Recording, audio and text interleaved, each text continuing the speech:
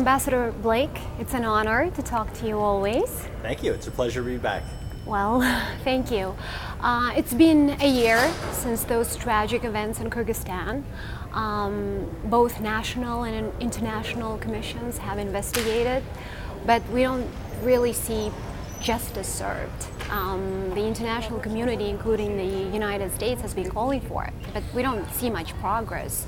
And the reports by both commissions have not been welcomed in Bishkek, both by the administration and by the parliament.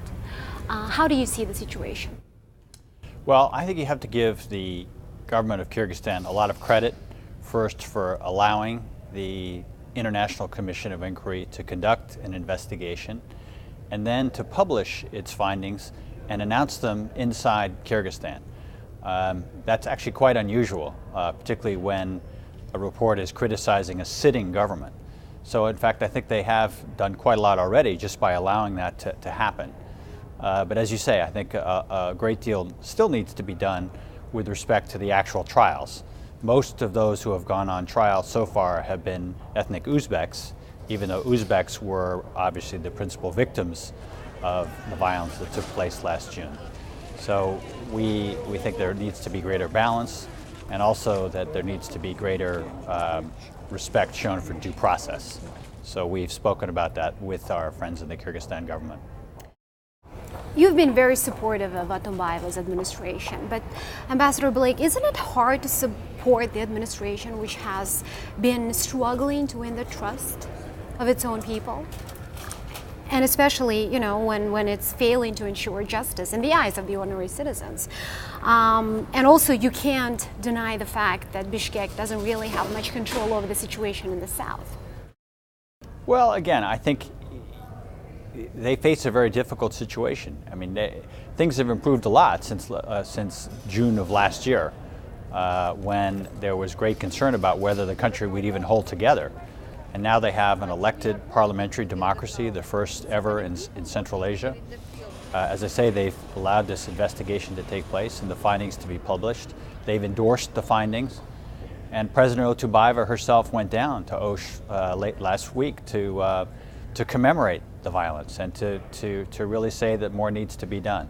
So I think that's an important first step, but as I said, still more needs to be done. And we should recognize that many Kyrgyz, ethnic Kyrgyz, in fact don't want to see much more. So when you look at it from that perspective, they've actually done quite a lot, but obviously they themselves recognize that more needs to be done.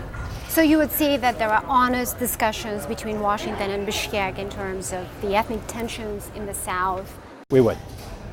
It's been 2 years since you launched annual bilateral consultations with each country in Central Asia. We know that this administration is very proud of the meetings that you have been holding with the leaderships in the region. What have you achieved so far? What have they produced so far? Could you point to one thing in each country and call it a progress today? Well, I'd say the most important thing that we've achieved is just to build trust and confidence with each of these countries, and to really expand the level and frequency of our engagement with each of these countries. And that has produced real dividends for our relations. I would say one of the most important dividends has been the increased support of all of these countries for international efforts in Afghanistan. Many of these countries are supporting in different ways the Northern Distribution Network. They're also providing their own kinds of support bilaterally in terms of provision of electricity, for example. Kazakhstan is providing a lot of training for young Afghans and so forth. So I think there's been quite a lot of very important progress in that respect. And I think we also have an increasingly candid and straightforward dialogue on sensitive issues like human rights. And again, I think that's a very welcome sign. Just last week we had our first Kyrgyz ABCs, and the foreign minister and I met with a group of non-governmental organization leaders here. And I think that reflected a very welcome openness to discuss all of these sensitive issues. And so those are the kind of things that I would point to in saying that it has helped a lot to improve our relations. But the observation is that as if Afghanistan is really it for the relationship right now, especially with the countries like Uzbekistan? Well, Afghanistan certainly is very, very important right now. It's the most important foreign policy issue that we have in the United States. So of course we're going to focus on that. But I'd say it's much more than that. We devoted an exceptional amount of time and energy and resources to supporting the development of democracy in Kyrgyzstan. And again, I think there's been a lot of progress. It's the first freely elected parliamentary democracy in Central Asia. And it has given Kyrgyzstan a certain suppleness to deal with the many challenges that it has been facing over the last year. Kazakhstan, of course, had a very successful OSCE chairmanship and hosted the first summit in 11 years. So there's been a lot of progress in that area. Yeah, but the elections in Kazakhstan were not necessarily democratic, were they? They won. Well, obviously there could have been better progress on that. But again, I think no one questions the fact that President Nazarbayev has extraordinary popularity inside. In Uzbekistan. Let me just add on one thing there. I would say that the real test is going to be next year when these very important parliamentary elections take place in Kazakhstan. So that's what we and the OSCE and hopefully our Kazakh friends are also going to be preparing for with great diligence. Well, in Uzbekistan, we have seen more setbacks, actually. As you know, Human Rights Watch is now officially closed in Uzbekistan. Have you talked to the Uzbek government about this? Because, I mean, right now you don't have any international monitoring organizations in terms of monitoring the situation of human rights. We have talked to the Uzbek government about this. We spent a great deal of time supporting first getting a visa for Steve Swerdlow, who was going to be the new office director there. And then we have since supported the office remaining open. So we regret the decision by the court to close down that office. But that doesn't mean we're going to stop working with the Uzbeks. The Uzbeks are very important partners for us in a number of different areas, including in human rights. And you know, there has been other progress that I could point to, like the release of Yusuf Juma, who was a well-known dissident. So there has been some progress as well. Well, you have some harsh critics here in Washington, analysts like Dr. Fred Starr at Johns Hopkins University, your former colleague Evan Feigenbaum, who is now with the Council on Foreign Relations, who say that while you have a dialogue, while you have an ongoing dialogue, you don't seem to have a policy, a long-term vision. How do you respond to that? I wouldn't say that at all. I mean, I think that our long-term vision is that we have put Central Asia at the really forefront of what we're trying to accomplish in this whole region.